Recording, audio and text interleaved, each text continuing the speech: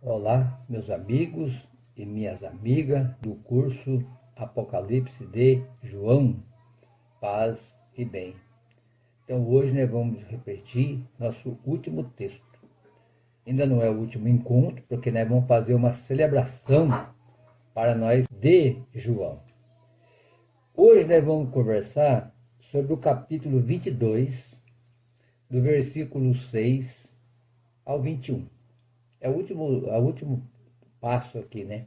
Então, nós conto vai dizer assim: vem, Senhor Jesus. Sim, Ele está no meio de nós.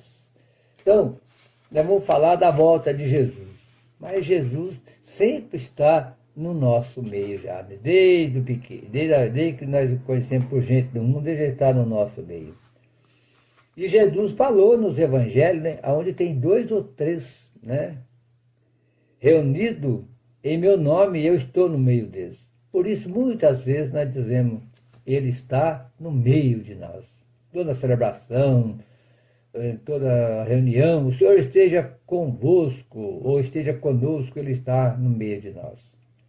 Mas como que você imagina hoje, né? Vamos pensar assim, esse Jesus que está no nosso meio? E ele fala também que ele vai voltar. Então tem 2 ideias, né? Jesus está no nosso meio e ele vai também voltar. Então hoje nós vamos, nesse último trecho do Apocalipse, parece com uma colcha de retalho. João retoma tudo aquilo que ele fez, né? É como se fosse um pedreiro que está fazendo uma casa e sobrou um pouco de tijolo, né? E ele vai pegar, onde eu vou colocar esses tijolinhos? E ele fez esse acabamento aqui, no capítulo 22, do versículo de 6 a 21. Eu vou ler aqui para vocês, depois vocês lerem também na casa de vocês, e vocês ver como é lindo esse evangelho, essa parte aqui. Tem muita Bíblia que chama de apêndice, outras Bíblias chamam de conclusão ou resumo. Então diz aí, então o anjo me disse estas palavras, são fiéis e verdadeiras. O Senhor Deus, que inspira os profetas, enviou o seu anjo para mostrar aos seus servos o que muito em breve deve acontecer. Eis que eu venho em breve. Feliz aquele que guarda as palavras desta profecia.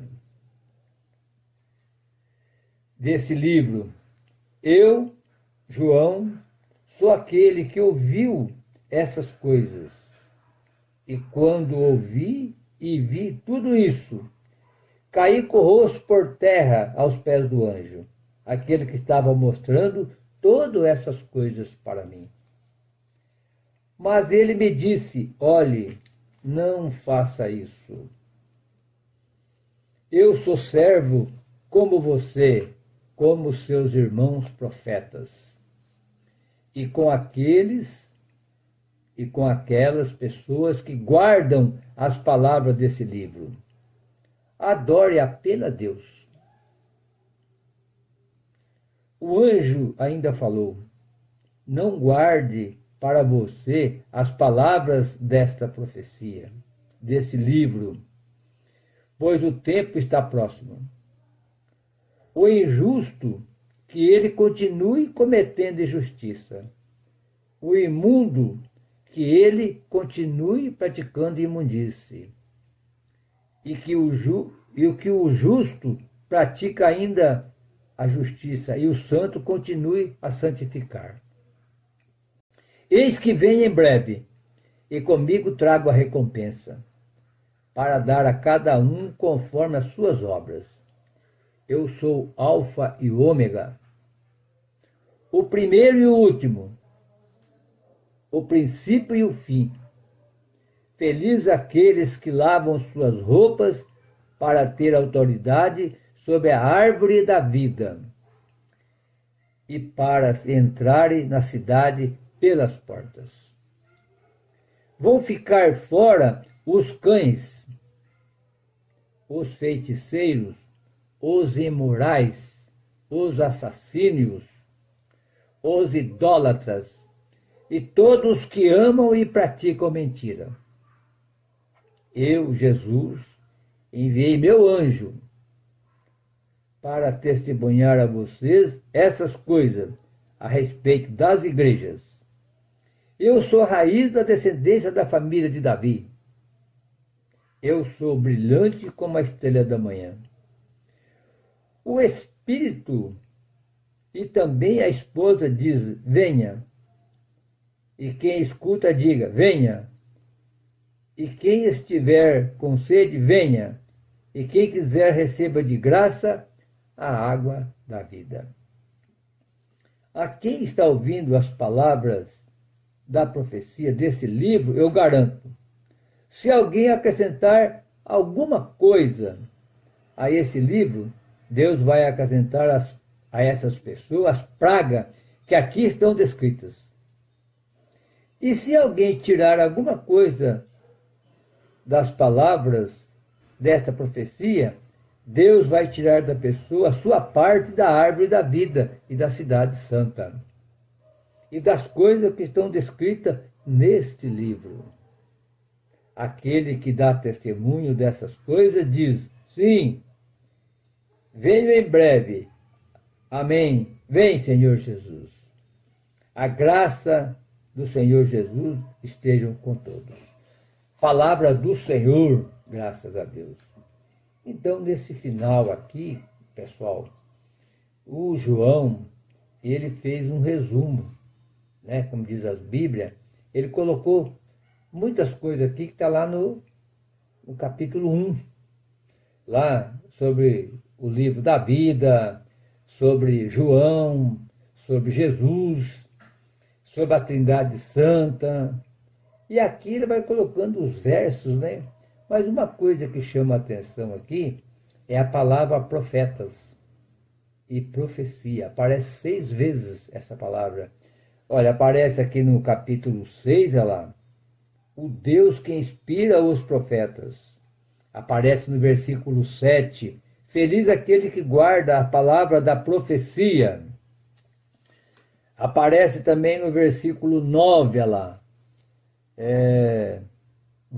com os seus irmãos, os profetas.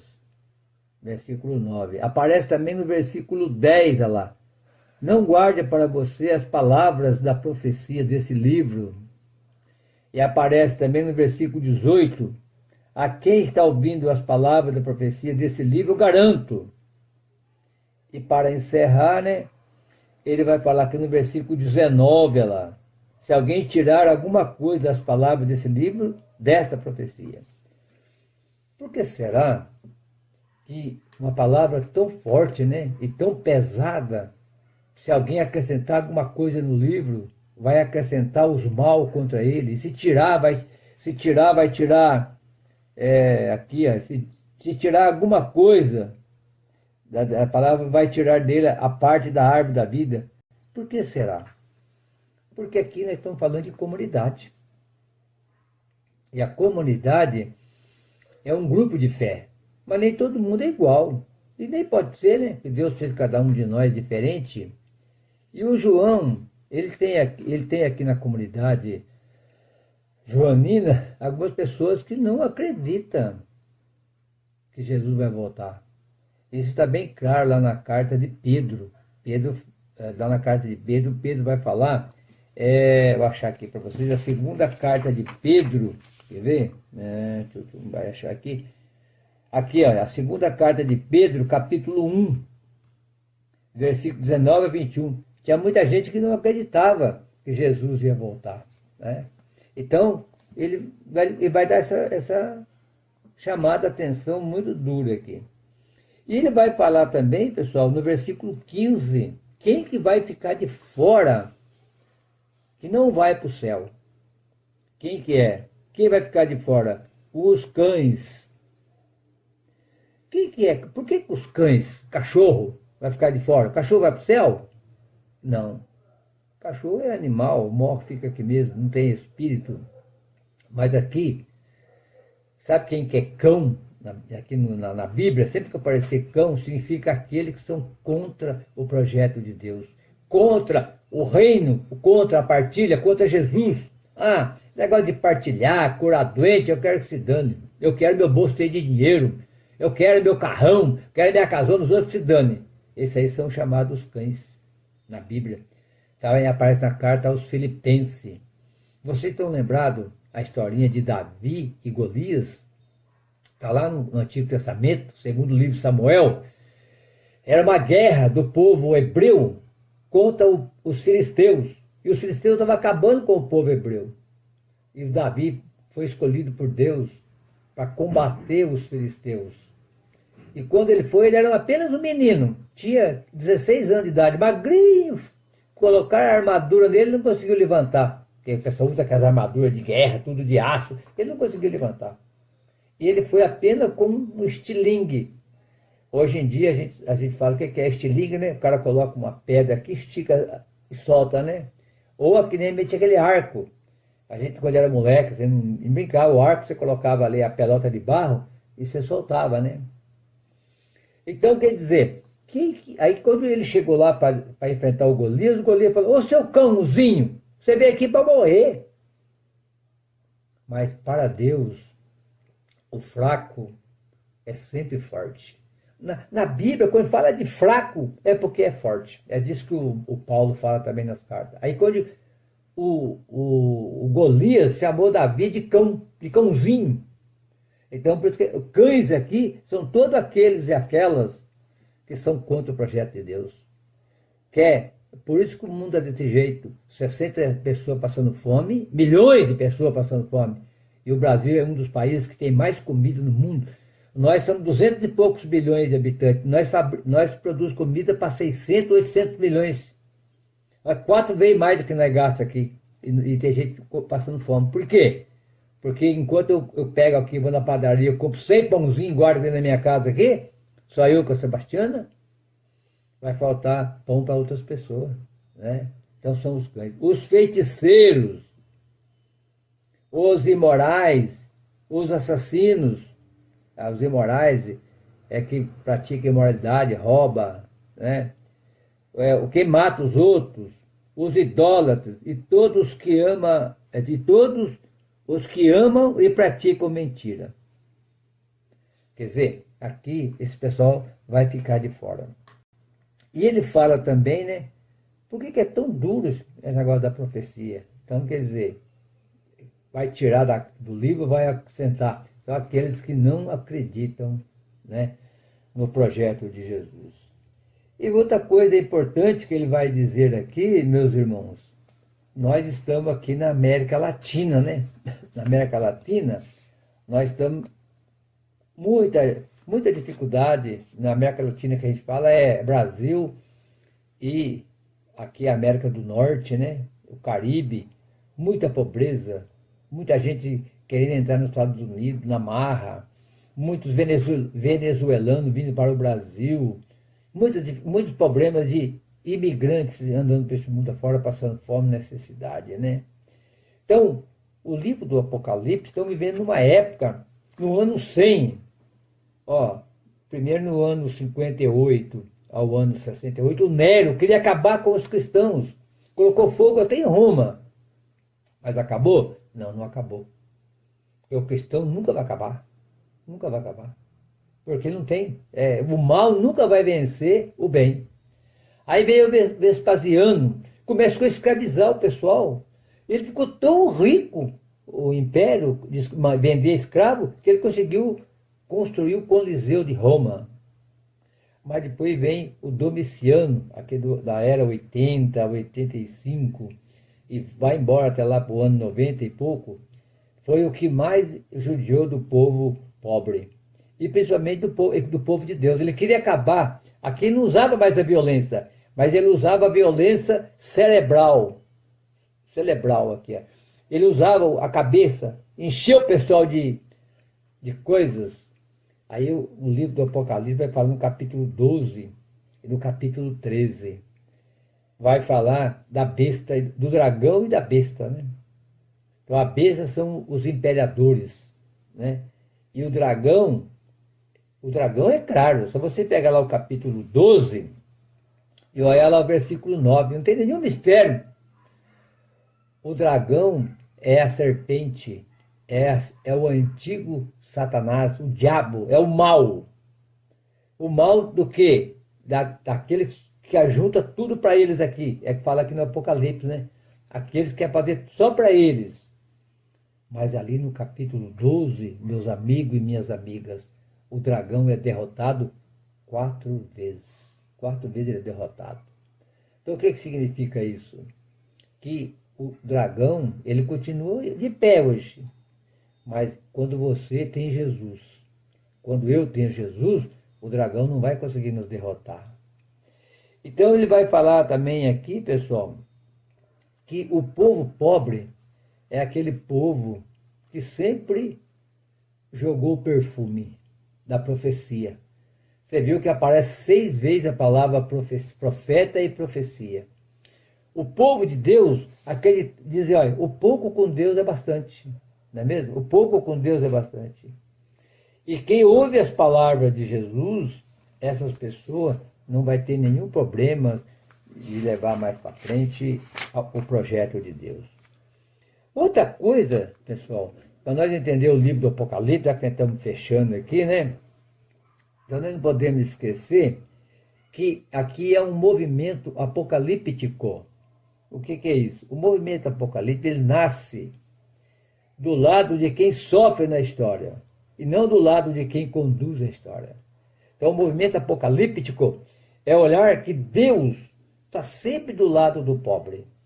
Olhar aquele Jesus que rachou com o judaísmo, rachou com todos os poderes, chamou o Herodes de raposa, discutiu com Pilatos e foi assassinado por causa de um projeto. Às vezes muitas pessoas, você vê lá o catecismo da Igreja Católica e diz assim, por que Jesus morreu na cruz? Aí a gente responde, ele morreu para nos salvar. Está correto. Está correta a pergunta e a resposta, mas essa é a pergunta mal formulada. Jesus não morreu na cruz, ele foi assassinado, mataram ele. Agora, se você perguntar assim, por que mataram Jesus? Aí a resposta é diferente, né? É porque ele andou na contramão dos poderosos.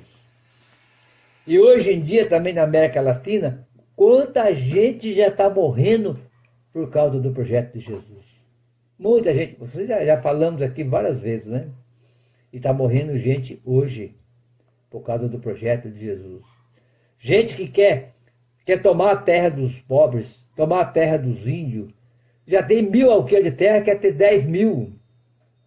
Mas, nossa, mas o Brasil tem que crescer, tem que produzir. Eu também concordo. Tem que produzir, tem que crescer, mas não matando os outros, tomando a terra dos outros. Então, esse movimento apocalíptico, ele surge do lado de quem está perdido. Mas quem quer continuar a crer e quem quer continuar vivendo. E por isso hoje se busca tanto o Apocalipse. Alguns por curiosidade, outros por medo, né? Outros por esperança, mas o projeto continua firme e forte, né? E quem embarca nessa proposta, às vezes é chamado de comunista, às vezes é chamado de socialista.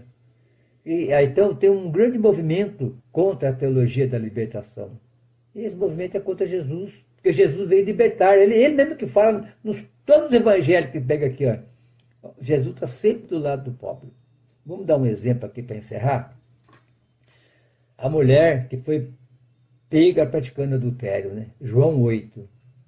Segundo a lei, o pecado tinha que matar. Então, jogaram a mulher em frente de Jesus. Essa mulher foi pega praticando adultério. Segundo a lei, ela deve ser apedrejada. Olha que morte terrível. Você jogando pedra na tua cabeça, no teu corpo, até você morrer. Que dor que você passa, pedra até quebrar a cabeça e tudo mais. E ela, morrendo de medo, caiu na frente de Jesus. Jesus, nós temos que matar. Se Jesus falasse que não poderia matar, então ele está contra a lei. Não presta. Se ele falasse que devia matar, estava contra a vida. E agora? Jesus ficou escrevendo no chão. Não respondeu nada, não teve pressa. E eles começaram a insistir. Aí Jesus disse, pois bem, quem não tiver pecado, atire a primeira pedra. Quer dizer, não tinha o pecado do adultério, mas tinha outros pecados. Então, quer dizer, é melhor a gente olhar, tirar a trave do nosso olho, do que tirar o cisco do olho do irmão. Aí nem perceber aonde é que a gente está errando. Então, o livro do Apocalipse, meus irmãos, do começo ao fim, desde o capítulo 1 até aqui o 22, é o livro da libertação dos pobres, dos oprimidos, dos lascados. E também da libertação daquela pessoa que tem poder social, rico, mas que tem um coração de pobre, coração de ajudar os outros. Não, por isso que ele fala, é mais difícil um camelo passar por fundo do agulha do que o rico entrar no reino do céu. Todo mundo fica com medo, não, mas ele fala, para Deus tudo é impossível. Se o rico tem o coração aberto para seguir essa vida, também será salvo. Então vamos ficando por aqui. No próximo encontro do Apocalipse, vai ser uma celebração. Vamos rezar a Deus por tudo, né? Que foi falado. Vamos rezar a Deus por tudo de importante que está acontecendo. E que Deus sempre nos abençoe, né? Sempre nos guarde. Esse Deus que é o Deus da vida, que é o Deus que é Pai. E Ele é Filho e Ele também é o Espírito Santo. É a melhor comunidade. É 3 pessoas na Santíssima Trindade. Quer dizer, é uma comunidade que pensa igual e faz igual. Então o Senhor esteja conosco. Ele está no meio de nós. E até o próximo encontro, se Deus quiser e Ele quer. Um abraço a todos.